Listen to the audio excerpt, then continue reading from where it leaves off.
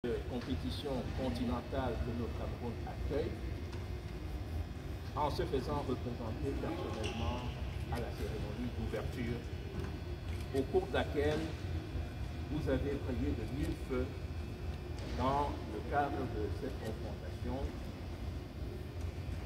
magnifique que vous avez eue contre la sélection nationale kenyane. Nous étions tous là, en personnalité de la République. Vous avez eu un magnifique score de quoi de 40 buts contre 16. Cela annonçait déjà l'exploit. Le chef de l'État est particulièrement attentif aux exploits des sportifs camerounais en général et de ceux des sélections nationales en particulier. Nous avons attendu de voir la certitude de votre qualification pour ce qu'on peut appeler le deuxième tour, c'est-à-dire les quarts de finale. Vous l'avez acquis, cette certitude, à l'issue du match contre le Nigeria, où vous avez également remporté par un score honorable. Cet après-midi, à 18h, si mes informations sont bonnes, 18h, Monsieur le Président, vous allez rencontrer la RDC. Nous nous sommes renseignés sur les enjeux de ce match. Et nous nous disons qu'au-delà de la certitude de votre qualification, l'enjeu est plus important encore. Il s'agit pour vous de tenir la première place de votre poule. Il s'agit pour vous de tenir la première place de votre poule. Donc, allez-y avec l'envie, la volonté, l'ardeur, la ferveur, la force et la puissance de toute votre combativité, de toute votre énergie, de toute votre envie de gagner. Parce que la suite en dépend. Il serait tellement heureux qu'une fois franchi le cap des premiers tours et des quarts de finale, nous ayons la certitude que vous allez rencontrer des équipes qui, selon le jargon, sont prenables. Quitte à rencontrer celle qu'on peut considérer comme la plus redoutable en finale. Je crois que nous nous comprenons très bien. Et pour cela, il faut que vous soyez les premiers de votre groupe.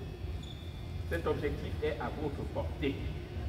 Au regard de vos performances lors du match contre le Kenya et lors du match contre le Nigeria qui n'est pas une équipe négligeable, nous sommes convaincus que la RDC, c'est bien de la RD Congo, Monsieur le Président, qu'il s'agit, que la RDC sera à votre portée.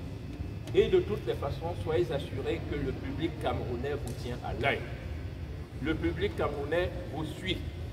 Et au fur et à mesure que la compétition avance, l'intérêt du public monte en intensité, vous suscitez, vous générez des passions et des émotions positives, en tout cas fortes, vis-à-vis du grand public camerounais, qui aime aussi le handball et qui, à travers vous, va, comme à la faveur des victoires des volleyeuses, il y a quelque temps, nous les avons accompagnés, qui, à travers vous, vont également susciter, voire susciter d'autres vocations d'amoureux, de supporters, de praticiens, de handball, qu'il s'agisse des hommes, des femmes.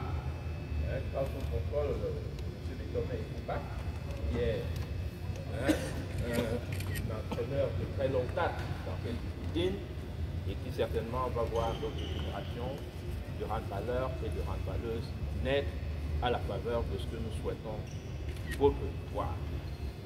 Je réitère donc notre souhait de vous voir remporter cette victoire ce soir.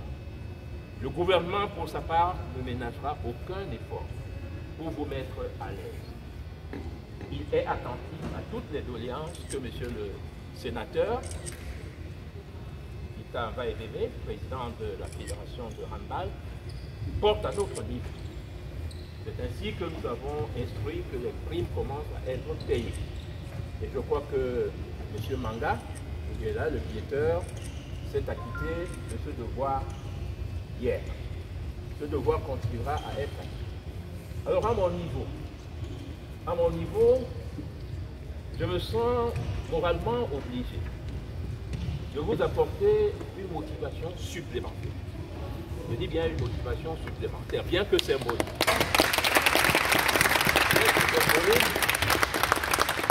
À l'issue du match de ce soir,